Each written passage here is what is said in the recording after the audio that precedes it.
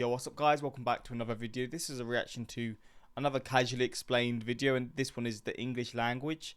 From what I took from the last video, this channel is sarcastic and quite, I don't know, just straightforward, straight up kind of thing, like just says it how it is or says what's on his mind kind of thing. But the English language, to me it's so fascinating how, because it's one of the most spoken languages in the world, but I don't think it is the most spoken. I think there's maybe it is universally the most spoken. Well, it is the most universally spoken, but as a number one language in the country, I think Mandarin and French are definitely ahead, or Spanish.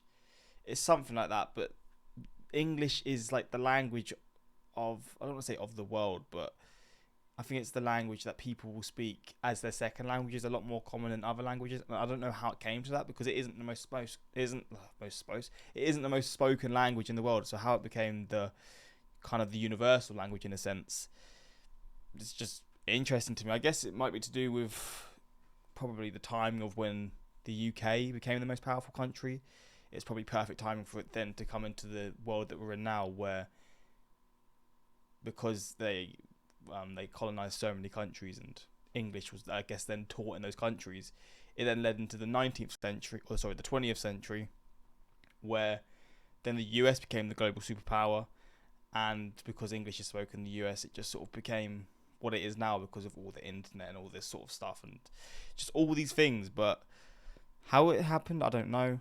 I guess maybe it'll go into the history, maybe not. Maybe we'll just talk about how English people or British people are lazy as hell, and we just speak the same. We just speak one language because we can't be asked to learn other languages. Maybe that's going to be something to do with it. I don't know, but we're going to check this out and learn about the English language.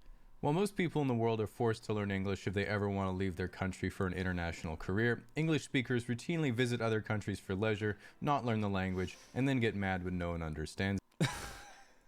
You said he shots at me, man. I don't get mad though, because I've got a girlfriend who can kind of speak other languages, so I'm kind of lucky. But he definitely makes a point. 100% makes a point. English is such an influential language, in fact, that most people from English-speaking countries never even consider learning a second language to fluency. Bro, he's just saying these shots at me. Come on, man. If we look at a map of Europe, we can see that the average person in Sweden or Norway knows 2.5 languages. Oh, wow. Germany 2, the UK is trailing with 1.6, and America... The UK is 1.6? That's more than I thought. ...is still figuring out what a kilometer is. One redeeming factoid that I've heard quite frequently from English-speaking people is that English is one of the hardest languages to learn, which isn't true. Well, I know that they just want to feel good about themselves. They should... I mean, in English, do we have feminine and masculine words and all this sort of stuff? I mean, definitely spelling in English can be an absolute mess, for sure. But if you're not English especially, and you're learning the language, but you compare this to other languages, come on now. I mean, I'm just scraping at the bottom of the barrel, like the feminine and masculine words. But then you've got like all different accents to words, like different ways to pronounce e's and stuff. All these different things. Like, come on now. You know by now that no one is allowed to feel good about themselves on my watch, especially myself. In reality, how hard a language is to learn is actually only really related to how similar it is to the language you already know. So for an English speaker, it usually takes about 600 hours of dedicated study and practice to reach conversational fluency in any of the Romance or Scandinavian. Really? But that's true though, because Italian is like, it's quite similar to Romanian, and not similar, it's not similar, but they've got some similarities in terms of the words. I guess because he said, is it Romance languages or whatever? But, so there's a bit of, like, there's some common ground that you can just sort of start from a level where you'll know the basics, like hello and stuff is the same and all these sorts of things. But that's just the excuse that I'm given as an English person. Why is it like this though? Because English does seem like the furthest away from all these languages, but then it's the language, again, of the world. I don't want to say it like that, but you know what I'm trying to say. But how has that managed to be that case? In languages, then around twice as long for Greek, Hebrew, or Slavic languages, then around twice as long as that again for... God damn. So these are the tough languages. What's assembly, by the way? I have no idea what assembly is. Hebrew, Czech, Ukraine. Yeah, I know they definitely are a lot harder. With a lot of these, well, with these ones, there's not letters in these ones, right? Especially for Mandarin. That's like, they're like pictures. I don't know about Japanese or Korean or Arabic. I know when you see it, it's it is just fascinating as hell.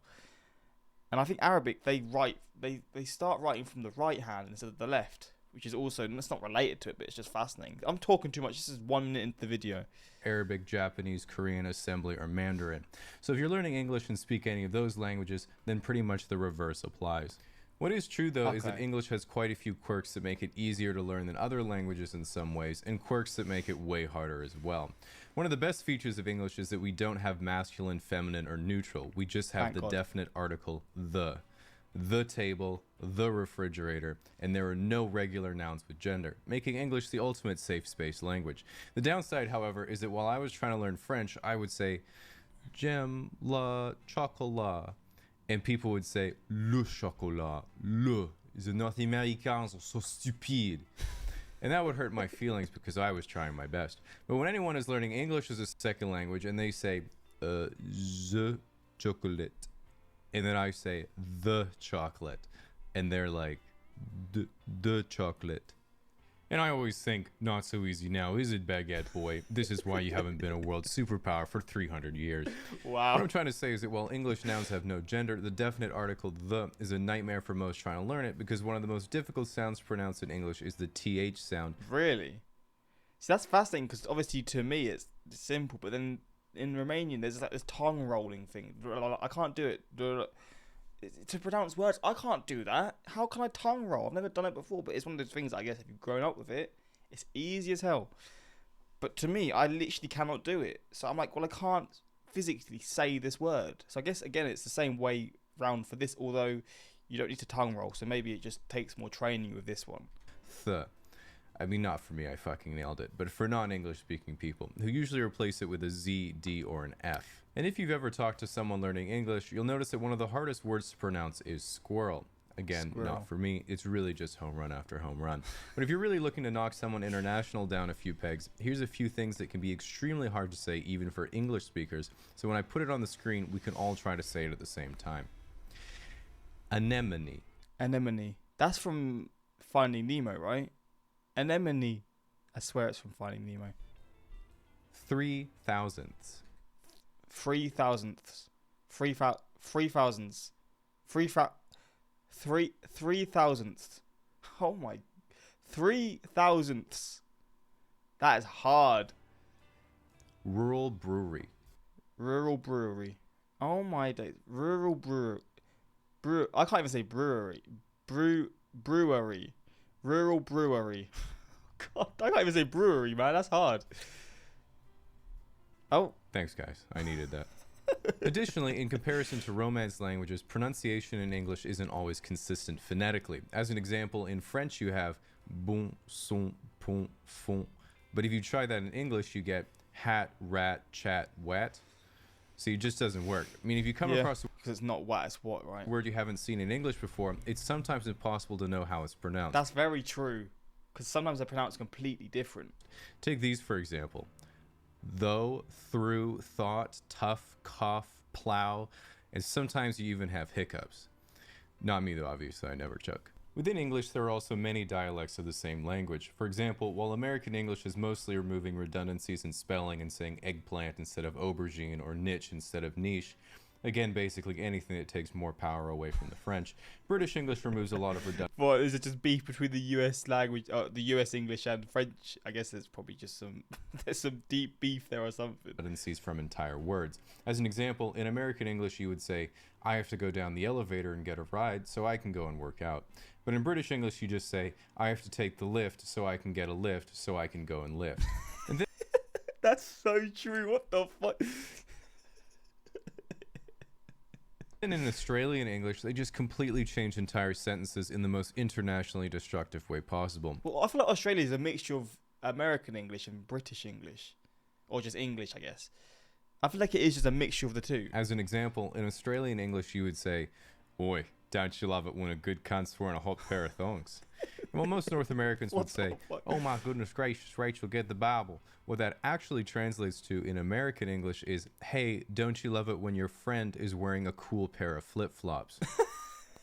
Ultimately, though, What the every fuck? English accent has its advantages and disadvantages. Jamaicans sound cool, but I can't understand them. South Africans sound cool, but I can't understand them. People from Scotland and Wales sound cool, but I'm pretty sure they aren't speaking English. And then people from America sound less cool the higher their neighborhood GDP. What the Even for fuck? me, I have possibly the most generic Pacific Northwest accent imaginable, meaning that I am never allowed to rap. And while that means I am unable to live up to my true potential, the upside is I can do this. Hey Siri, okay Google, subscribe to Casually Explained.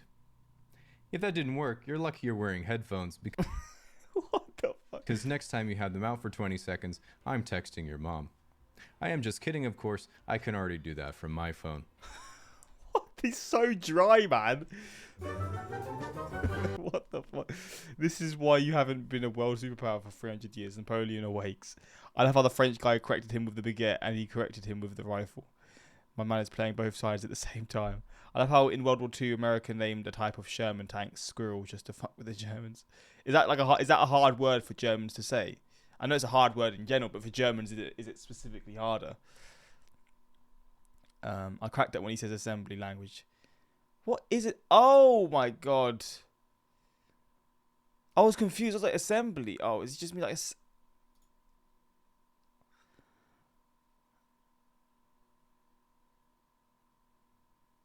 Oh my days. I was there literally asking what the hell is assembly. As a French guy, I find it offensive that we aren't officially called baguettes boys. Oh man, it seems like the French definitely are just the jokes of the world. I don't think the UK or the US are far behind, but the French just seem to get it harder for some reason. I've got no beef with French people either. I don't have a problem, but there's just history there for some reason. I'm so confused, but hopefully you enjoyed this reaction. And yeah, this is a fascinating look into the English language and I guess why a lot of English speaking people are very lazy. But yeah, hopefully you enjoyed, and until next time, I subscribe and peace.